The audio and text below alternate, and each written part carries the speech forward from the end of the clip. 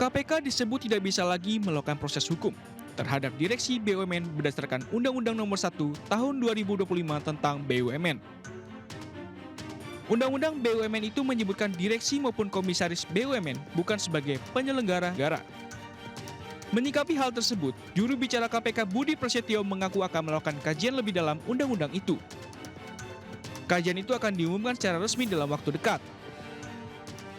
Dalam melakukan kajian tersebut, KPK tentu juga akan melihat peraturan dan ketentuan lainnya seperti KUHP, Undang-Undang Tidak Pidana Korupsi, Undang-Undang Keuangan Negara, dan sebagainya. Sementara itu, Menteri BUMN Erick Thohir mengatakan korupsi yang dilakukan direksi BUMN kedepannya akan ditindak oleh Deputi BUMN khusus penindakan kasus korupsi. Dengan adanya deputi khusus ini, maka KPK sudah tidak lagi memiliki wewenang untuk menangkap dan memproses hukum direksi BUMN yang terlibat korupsi. Ya, nanti deputi BUMN kan menambah dari 3 ke 5 ya Pak Sesmen ya. Salah satunya fungsinya tadi menangkap korupsi. Itu. Nah, itu yang kita tidak punya ekspertis. Ya, makanya kita sama KPK, Kejaksaan, siapa tahu kita akan menarik ya individu dari mereka untuk duduk di bawah kementerian gitu. Tim Liputan iNews melaporkan.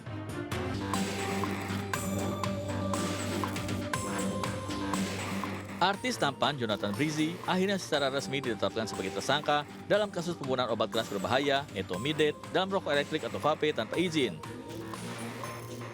Pasca ditetapkan status tersangka, artis dengan nama panggilan Ijong itu langsung menjalani proses penahanan Senin malam.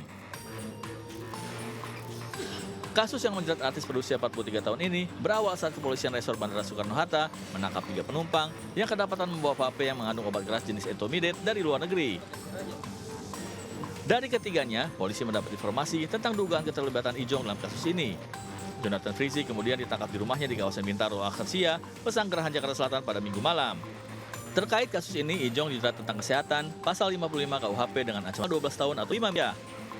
Dari Tangerang, Aulina Iyasha, Iriansyah Wahyudi, Ade Konde, iNews melaporkan. Sebuah kantor dan bengkel mobil truk trailer di Jalan Raya Pura 1, Cilincing, Jakarta Utara terbakar. Banyaknya material yang mudah terbakar membuat api dengan cepat membesar dan merambat ke peti kemas yang dijadikan kantor. Belum diketahui penyebab pasti dari kebakaran ini, namun diduga api berasal dari korsleting di bagian belakang bengkel. Ini memang asap tidak terlalu tinggi atau tidak terlalu hitam dan api tidak terlihat. Namun setelah kita mendekati daripada bangunan, itu api ada di dalam beberapa ruangan. Ini kantornya ini yang terbakar kantor dan bengkel terbuat dari peti kemas. Jadi ada apinya hanya ada di dalam, sehingga kami terus merangsek ke dalam dan di bagian atasnya. Api baru bisa dipadamkan setengah jam kemudian setelah 9 unit mobil pemadam kebakaran dikerahkan ke lokasi.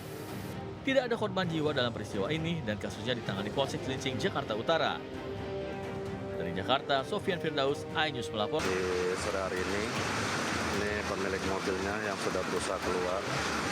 Mobilnya masih... Hujan deras disertai petir dan angin kencang melanda kota Batam, Kepulauan Riau, menyebabkan sejumlah wilayah terendam banjir.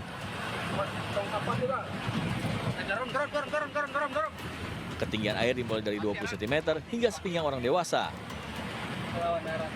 Lampu mati, ini simpang apa ya? Simpang Gelael gitu nyebutnya. Kondisi ini mengakibatkan kemacetan di beberapa ruas jalan dan mengganggu aktivitas warga. Sejumlah kendaraan motor yang melintasi jalan tergenang mengalami kesulitan, sedangkan kendaraan roda 4 terpaksa melambatkan laju kendaraannya.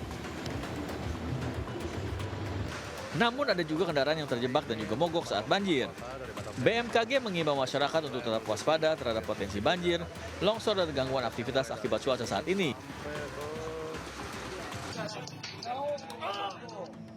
Seorang pemuda babak belur dihajar massa usai menggondol satu unit sepeda motor milik seorang satpam di Panyabungan, Mandailing, Natal, Sumatera Utara. Modus pelaku berpura-pura meminjam sepeda motor korban untuk membesuk keluarganya yang sedang kritis di rumah sakit. Tanpa rasa curiga dan karena menaruh belas kasihan, korban akhirnya memberikan kunci sepeda motornya kepada pelaku.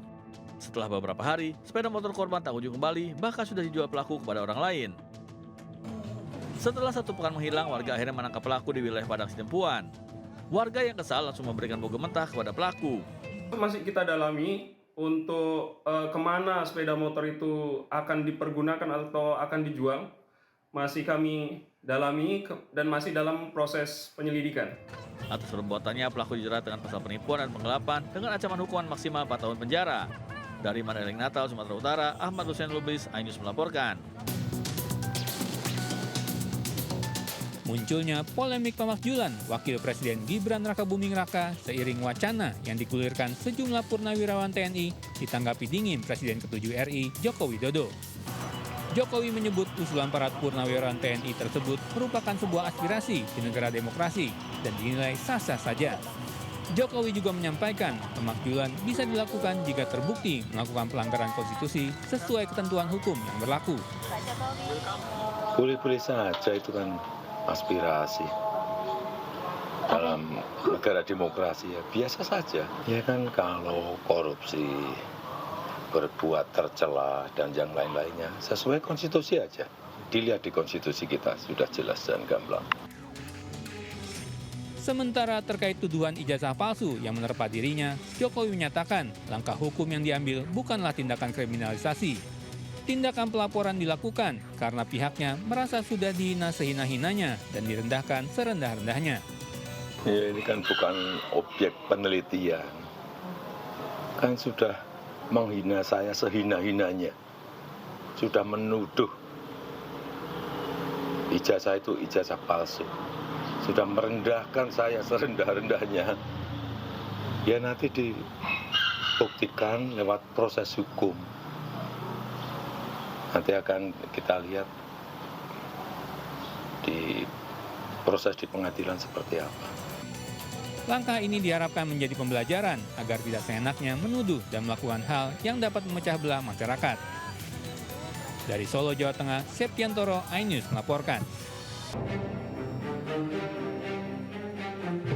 Terkait tuduhan ijazah palsu yang menerpa Presiden ke-7 RI Joko Widodo, Presiden Prabowo Subianto yang berbicara dalam sidang kabinet paripurna Senin sore mengaku heran. Prabowo pun sempat bergurau, suatu saat ia khawatir akan ada pihak yang mempertanyakan ijazahnya. Loh, minta pandangan, minta saran. Pak Jokowi berhasil 10 tahun, orang suka tidak suka. Masalah ijazah dipersoalkan. Nanti ijazah saya ditanya-tanya. Iya kan? Sebelumnya, Presiden ke-7 Republik Indonesia Joko Widodo secara resmi melaporkan Roy Suryo dan 4 orang lainnya ke Polda Metro Jaya terkait persoalan keaslian ijazah miliknya serta merendahkan martabatnya.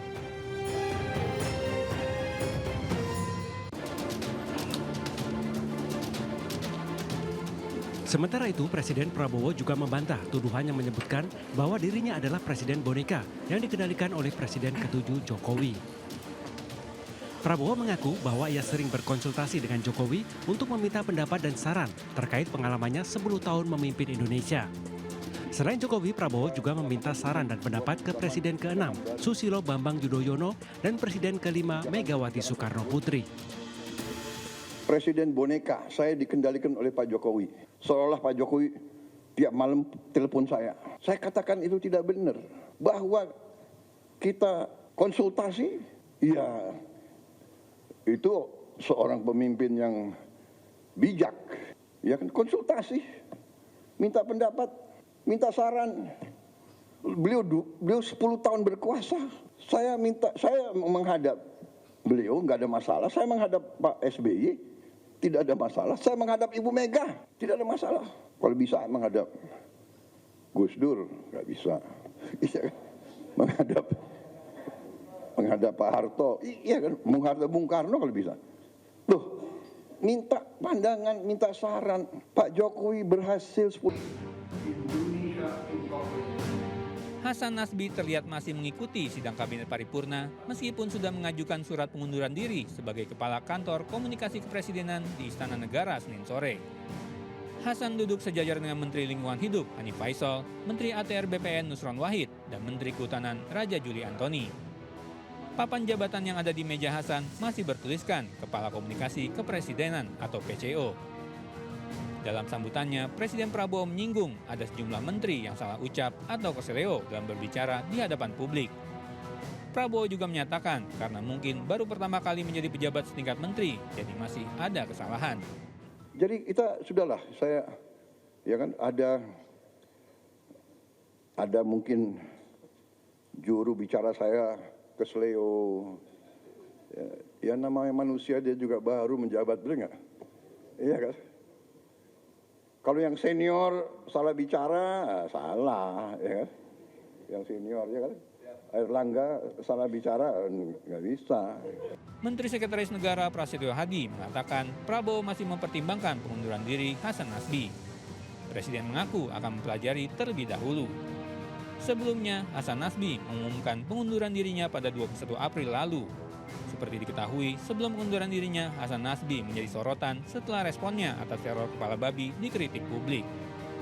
Dari Jakarta, Kevin Pakan, Damar Wicaksono, iNews melaporkan.